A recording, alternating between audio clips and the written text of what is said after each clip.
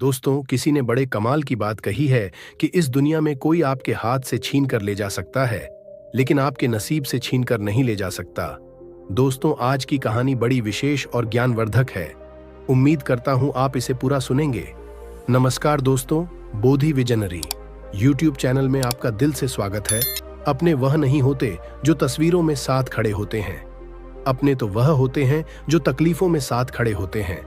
सबके दिलों का सांस अलग होता है, इस दुनिया में सबका व्यवहार अलग होता है। आंखें तो सबकी एक जैसी ही होती हैं, पर सबका देखने का अंदाज अलग होता है। लोग कहते हैं जिंदगी मिली है अपने हिसाब से जीने के लिए, लेकिन वही लोग सुबह होते ही किसी और के हिसाब से जीने चले जाते हैं। दिमाग कहता है कि लोगों के साथ वैसा ही व्यवहार करूं जैसा वह हमारे साथ करते हैं, लेकिन फिर दिल कहता है कि अगर हम भी उनके जैसे बन गए तो उनमें और हम में फर्क क्या रह जाएगा। हासिल कर एक मुकाम नया वक्त बदल जाता है, इंसान बदल जाते हैं, वक्त वक्त पर रिश्तों के अंदाज बदल जाते हैं।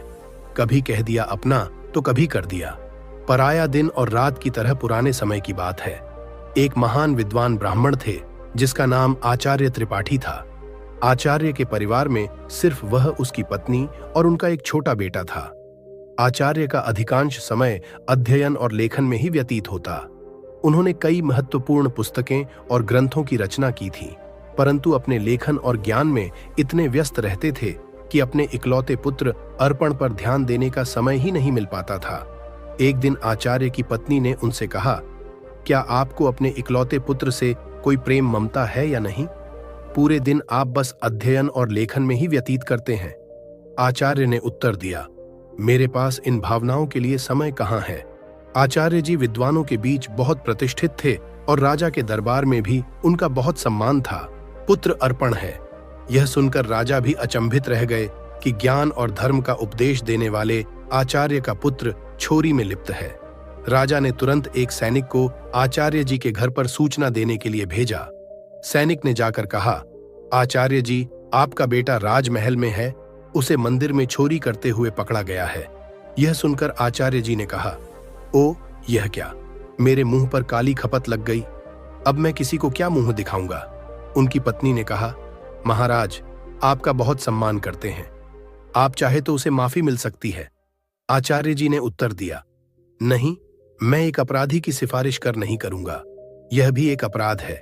उसकी पत्नी ने धमकी दी, अगर आप राजा के पास नहीं जाएंगे तो मैं अपनी जान दे दूंगी। इस प्रकार आचार्य जी ने अपने सिद्धांतों के आगे झुकने से इनकार कर दिया, और यही उनके व्यक्तित्व की महानता को दर्शाता है। आचार्य ने भारी मन से कहा, ओह, तुम्हारी इस जिद की वजह से मुझे राजा के पास जाना ही पड़ेगा। पत्नी की बात मानकर अनिच्छा के बावजूद वे राजमहल पहुंचे। दरबार में राजा ने कई बार उन्हें अपने दरबार में सलाहकार बनने के लिए अनुरोध किया था, लेकिन आचार्य हमेशा यह कहकर इनकार कर देते कि महाराज, आपकी सेवा में आने पर मुझे आपकी चापलूसी करनी पड़ेगी, जो मैं नहीं कर सकता। दूसरी तरफ उनका पुत्र अर्पण अपनी मां की अत्यधिक लाड़ प्यार में बिगड़ गया था। वह पाठशाला जाने की बजाय आवा लड़कों के साथ समय बिताने लगा। आचार्य जी अपने लेखन और अध्ययन में इतने व्यस्त रहते थे कि उन्हें अपने पुत्र की हरकतों का पता ही नहीं चलता था। अर्पण ने जुआ खेलना शुरू कर दिया और समय के साथ मदिरा पान भी करने लगा। उसकी संगत कुछ चोर उचक्के जैसे युवकों के साथ हो गई थी।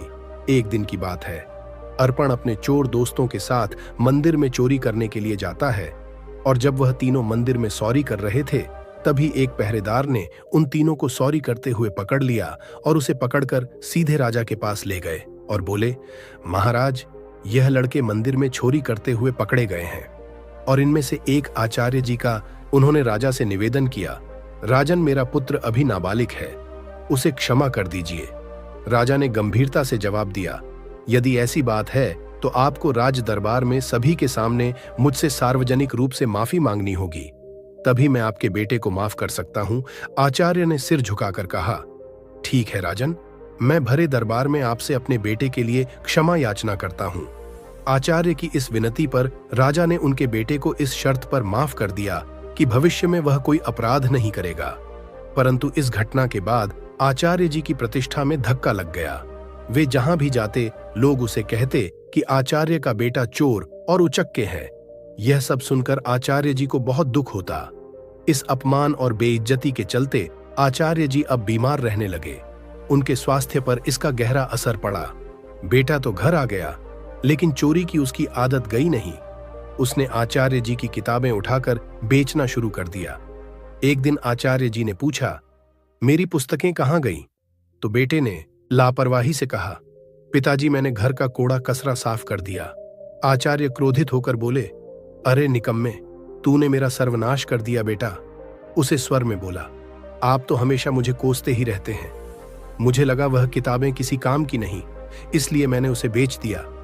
आचार्य जी ने उसे ज्यादा कुछ कहा नहीं। समय बीतने के साथ साथ आचार्य की बीमारी और गंभीर होती गई। वे चिंतित थे कि उनके बाद उनकी पत्नी और आवारा बेटे का क्या होगा। वे बीमार थे, फिर भी एक महत्वपूर्ण ग्रंथ की रचना कर रहे थे। वे सोचते, मैं यह ग्रंथ पूरा करके ही मरूंगा। बीमारी के बावजूद वे दिन रात लिखते रहे और एक दिन उनका यह ग्रंथ पूरा हो गया। उन्होंने सोचा, मेरा ग्रंथ तो पूरा हो गया है, लगता है मेरे जीवन के दिन भी पूरे हो गए हैं। उस दिन उन्होंने अपने बेटे को पास बुलाया और कहा, बेटा अभी भी समय है, तुम संभल सकते हो, अपने आप को काबिल बना सकते हो। उन्होंने अपना लिखा हुआ ग्रंथ बेटे को देते हुए कहा, बेटा तुम्हारी बर्बादी मेरी ही लापरवाही का नतीजा है। यह अमूल्य ग्रंथ संभाल कर रखो, तुम्हें देने के लिए मेरे पास कुछ और नहीं है।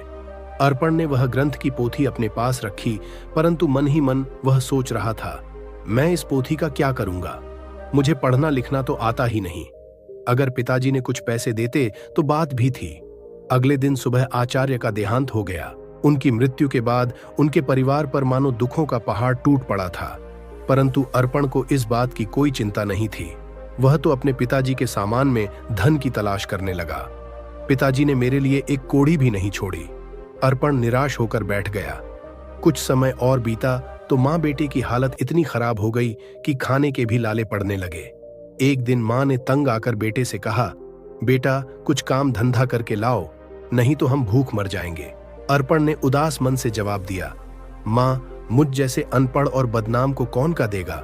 यह सुनकर मां ने सोचा, क्यों ना मैं राजा के पास जाऊं? मेरे पति का राजा बहुत सम्मान करते थे, शायद वह हमारी मदद कर दे। यह सोचकर वह राज दरबार पहुंची और राजा से गुहार लगाई, महाराज हम भूखों मर रहे हैं, हमारी मदद कीजिए। राजा ने खड़े स्वर में कहा, क्या मदद? तुम्हारे पति को मैंने बहुत बार सलाहकार बनने के लिए अनुरोध किया था, लेकिन आचार्य हमेशा यह कहकर इनकार कर देते कि महाराज आपकी सेवा में आने पर मुझे आपकी चापलूसी करनी पड़ेगी, जो मैं नहीं कर सकता। राजा ने कहा, तुम्हारा बेटा अब कमाने लायक है, मैं तुम्हारी कोई मदद नहीं कर सकता। निराश होकर मां घर लौट आई। घर पहुंचकर अर्पण ने मां को अपने पिता की दी हुई पोथी दिखाते हुए पूछा, मां पिताजी ने यह पोथी मुझे क्यों दी? मां ने दुखी स्वर में कहा, बेटा यह तेरे पिता की ज्ञान की आखिरी निशानी है। अर्पण ने उस पोथी को पढ़ने की कोशिश की, पर वह उसके लिए काला अक्षर भैंस बराबर थी। कुछ सोचकर वह अपने पड़ोस के रामू काका के पास गया और बोला, रामू काका आप तो पढ़े लिखे हैं, क्या आप मुझे इस पोथी का मतलब बता सकते हैं? रामू काका ने पोथी खोलकर देखा और बोले, इसमें तो बहुत कठिन श्लोक लिखे हैं, इनका अर्थ तो कोई महापंडित ही बता सकता है। अर्पण निराश होकर वापस लौट आया। उसने कई जगह काम ढूंढने की कोशिश की, पर अपनी बुरी छवि के कारण किसी ने उसे काम पर रखने से इनकार कर दिया। वह जहां भी जाता लोग उसे दुत्कार कर भगा देते थे। इस बीच उसकी मां भूख और बीमारी से कमजोर होती चली गई। अपनी मां की लाचारी और उसकी भूख को देखकर अर्पण ने खाने का इंतजाम करने की ठानी और घर से निकल पड़ा। चलते चलते उसकी नजर एक बगीचे पर पड़ी जिसमें फलों के पेड़ लगे हुए थे। उससे रहा न गया और वह बगीचे के अंदर चला गया। अर्पण ने जल्दी से कुछ फल तोड़े, लेकिन तभी बगीचे का पहरेदार वहां आ गया। सहयोग से वह बगीचा महाराज का था। एक बार फिर अर्पण को पकड़कर महाराज के सामने पेश कर दिया गया। पहरेदार ने कहा, महाराज यह आपके बगीचे से फल चुरा रहा था। राजा ने गुस्से में कहा, अरे तुम्हारी अब तक आंखें नहीं खुली, तुमने फिर से चोरी की। अर्पण गिरगिर कर बोला, महाराज मैं कई दिनों से भूखा हूं। राजा ने कड़क आवाज में कहा, चुप हो जाओ, अगर तुम आचार्य के पुत्र ना होते तो तुम्हें सूली पर चढ़ा देता। तुम्हारी यही सजा है कि तुरंत मेरा राज्य छोड़ दो। वह बेचारा कह भी नहीं पाया कि वह भूख से लाचार है। राज्य से निकाले जाने की सजा पाकर जब बेचारा अर्पण घर लौटा तो उसकी मां की मृत्यु हो चुकी थी, क्योंकि कई दिनों से उसने कुछ नहीं खाया था और उसे हमेशा चिंता सताती रहती कि मेरे जाने के बाद मेरे बेटे का क्या होगा। दुखी मन से उसने अपनी मां का अंतिम संस्कार किया और राज्य छोड़ने का निश्चय कर लिया। अर्पण ने अपने पिता की दी हुई पोथी को संभालकर एक थैले में डाला और राज्य छोड़कर चल दिया। दोस्तों, जिंदगी के एहसास बदल जाते हैं। जब कोई हाथ और साथ दोनों ही छोड़ देता है, तब कुदरत कोई ना कोई उंगली पकड़ने वाला भेज देता है। मुस्कुराकर चलते रहिए, मुंह पर कड़वा बोलने वाले कभी धोखा नहीं देते। डरना तो मीठा बोलने वालों से चाहिए, जो दिल में नफरत पालते हैं और समय के साथ बदल जाते हैं। नामुमकिन कुछ भी नहीं है। हम वह सब कर सकते हैं जो हम सोच सकते हैं, और वह सब सोच सकते हैं जो हमने कभी नहीं सोचा कि सब कुछ संभव है। हर कोई कहता है कि ईश्वर नजर नहीं आता। सच तो यह है कि जब संकट में कोई साथ नहीं देता तो वही नजर आता है। सहारे इंसान को खोखला कर देते हैं और उम्मीदें कमजोर कर देती हैं। अपनी ताकत के बल पर जीना शुरू कीजिए। आपका खुद से अच्छा साथी और हमदर्द कोई और नहीं हो सकता। यकीन जानिए, अगर आप हारना सीख लेंगे तो जीत रोती पीटती आप चली ही आएगी। वक्त आपका है, चाहो तो सोना बना लो, चाहो तो सोने में गुजार दो।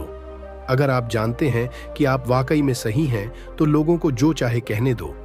फिर पीठ पीछे आपकी बात चले भी तो घबराना मत, क्योंकि बात उन्हीं की होती है जिनमें कोई बात होती बढ़ते रहे। कदम बस मंजिल की ओर, कुछ मिले ना मिले। तजुर्बा तो नया होगा, भूमि पर फल के लिए श्रम सबको करना पड़ता है। परमात्मा सिर्फ लकीरें देता है, उसमें रंग हमको भरना पड़ता है। अर्पण चलते चलते वह एक घने जंगल में पहुंचा और सोचा, यही फूल फल खाकर गुजारा करूंगा। वह एक पेड़ के नीचे बैठ गया और अपने पिता की पोथी को खोलकर फिर से पढ़ने की कोशिश करने लगा। शायद इसमें छिपे ज्ञान से मेरे दुखों का अंत हो जाए। बेचैनी में वह पोथी के पन्ने पलट रहा, लेकिन उसे कुछ समझ नहीं आ रहा था। उसने सोचा कि काश मैं पढ़ पाता। पिताजी ने मरते वक्त कहा था कि यह ग्रंथ अमूल्य है। अचानक हवा का एक तेज झोंका आया और पोथी में से कुछ पन्ने उड़ गए। अर्पण ने उन पन्नों को पकड़ने की कोशिश की, पर वह असफल रहा।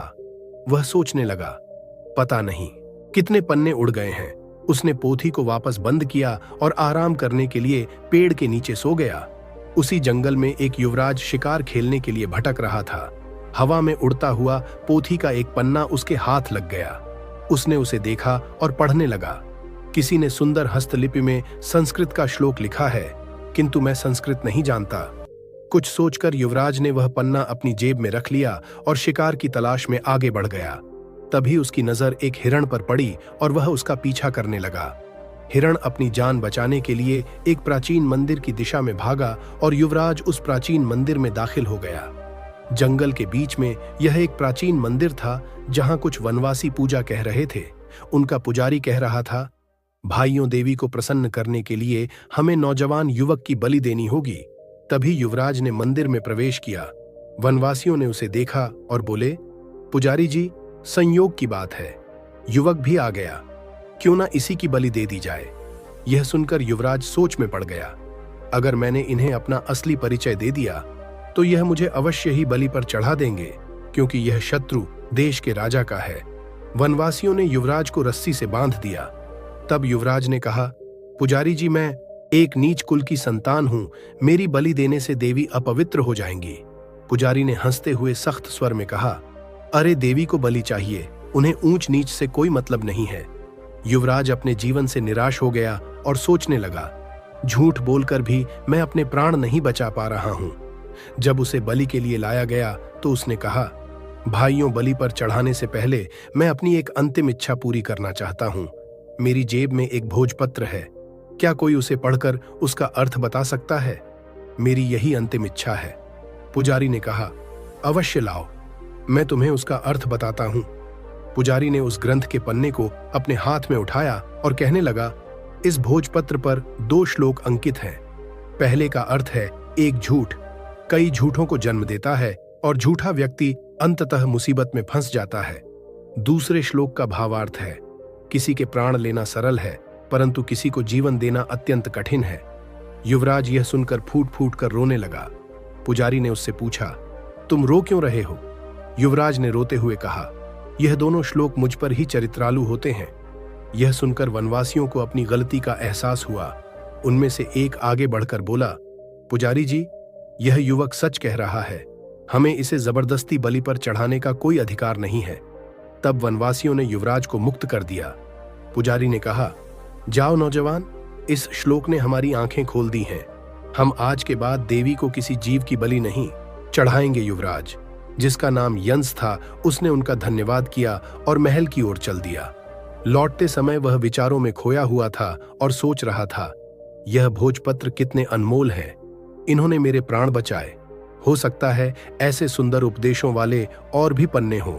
महल वापस पहुंचकर युवराज ने अपने पिता के चरणों में प्रणाम किया और कहा, पिताजी, आपने मुझे शिकार खेलकर जीवों की हत्या करने से मना किया था।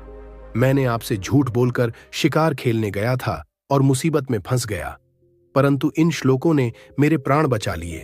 फिर युवराज ने राजा रुद्र प्रताप को अपनी आप बीती सुना दी। उसने कहा, ऐसे श्लोक जो दूसरों को अहिंसा की शिक्षा देते हैं और जिन्होंने मेरे प्राण बचाए, मेरे लिए हजारों मोहरों के बराबर है। पिताजी, इस भोजपत्र पर पन्नों की संख्या 3 लिखी है। यह किसी अनमोल पोथी के हिस्से है।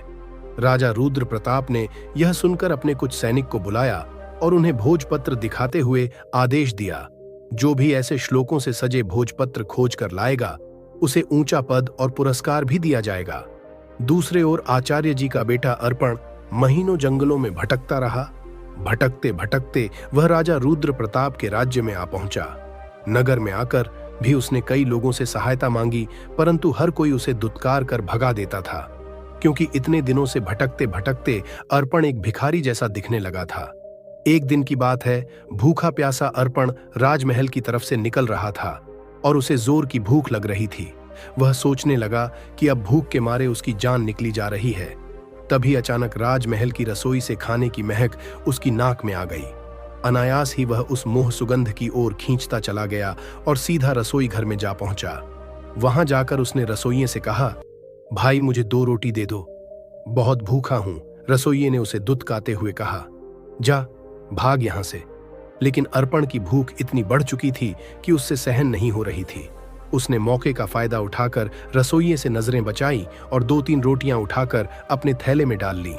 दुर्भाग्य से रसोइये की नजर उस पर पड़ गई। उसने अर्पण का हाथ पकड़ लिया और गुस्से में बोला, अरे रोटी चोर, चल तुझे महाराज के सामने ले चलता हूं। अर्पण भूख के कारण चल भी नहीं पा रहा था और रसोइया उसे खींचता हुआ महाराज के पास ले गया और बोला, महाराज जी, यह भिखारी लड़का राजमहल की रसोई में घुस आया और यहां से रोटियां चुराई है जो इसके थैले में है। महाराज ने सिपाहियों को आदेश दिया, इस भिखारी के थैले को उल्टा कर दिया जाए। एक सिपाही आगे बढ़ा और अर्पण का थैला छीना और उसे उल्टा कर दिया। थैले से रोटियों के साथ साथ वह ग्रंथ भी निकल आया जो अर्पण के पिता ने लिखा था। उसी समय युवराज भी वहां से गुजर रहे थे, तो ग्रंथ को देखते ही युवराज की आंखें चमक उठीं। उसने तुरंत ग्रंथ को उठा लिया और खुशी से चिल्ला उठा, अरे, यह तो वही अनमोल पोथी है जिसकी हमें महीनों से तलाश थी। फिर युवराज ने अर्पण की ओर देखा और आदरपूर्वक अपने सिपाही को कहा, इस धनवान लड़के को सम्मान से बिठाया जाए। फिर उस लड़के को एक सिंहासन पर बैठाया गया। फिर युवराज ने पूछा, भाई, तुम्हारा नाम क्या है? लड़के ने कहा कि मेरा नाम अर्पण है। युवराज ने कहा कि इतनी अनमोल संपत्ति होने के बावजूद भी तुम भीख मांग रहे हो। मैं इस पोथी के लिए तुम्हें 5000 स्वर्ण मुद्राएं देने को तैयार हूं। अर्पण यह सुनकर एकदम असंत रह गया और बोला, क्या कहा 5000 स्वर्ण मुद्राएं कम नहीं है महाराज? मैं सोच रहा था कि लाखों की संपत्ति रखते हुए भी मैं भूखा मर रहा था।